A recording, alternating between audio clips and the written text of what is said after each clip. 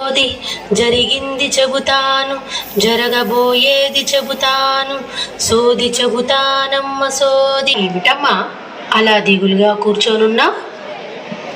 నమస్కారం అమ్మా.